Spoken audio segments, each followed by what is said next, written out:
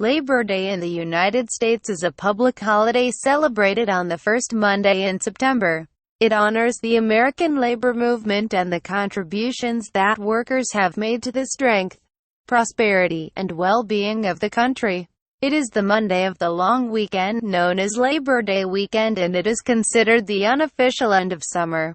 The holiday is also a federal holiday. Beginning in the late 19th century, as the trade union and labor movements grew, trade unionists proposed that a day be set aside to celebrate labor. Labor Day was promoted by the Central Labor Union and the Knights of Labor, which organized the first parade in New York City. In 1887, Oregon was the first state of the United States to make it an official public holiday. By the time it became an official federal holiday in 1894, 30 U.S. states officially celebrated Labor Day. 1. Canada's Labor Day is also celebrated on the first Monday of September. More than 80 countries celebrate International Workers' Day on May 1, the ancient European holiday of May Day, and several countries have chosen their own dates for Labor Day beginning in the late 19th century. As the trade union and labor movements grew, different groups of trade unionists chose a variety of days on which to celebrate labor. In the United States and Canada, a September holiday, called Labor or Labor Day, was first proposed in the 1880s. In 1882, Matthew McGuire, a machinist, first proposed a Labor Day holiday while serving as secretary of the Central Labor Union (CLU) of New York. Some maintain that Peter J.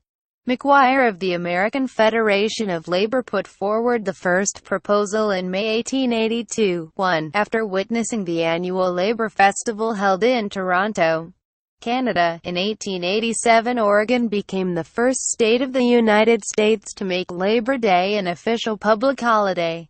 By the time it became an official federal holiday in 1894, 30 U.S.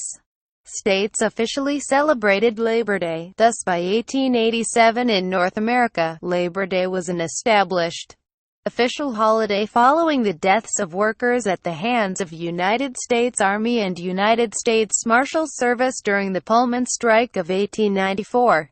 The United States Congress unanimously voted to approve legislation to make Labor Day a national holiday, and President Grover Cleveland signed it into law 6 days after the end of the strike. Cleveland supported the creation of the national holiday in an attempt to shore up support among trade unions following the Pullman strike.